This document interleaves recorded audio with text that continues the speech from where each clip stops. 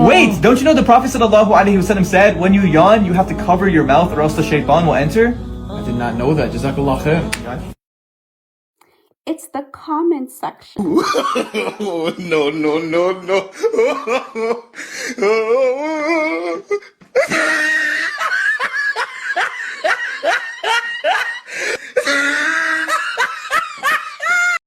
And like you see, we are trying to prove that Muhammad is crazy. Obviously, all of you are crazy.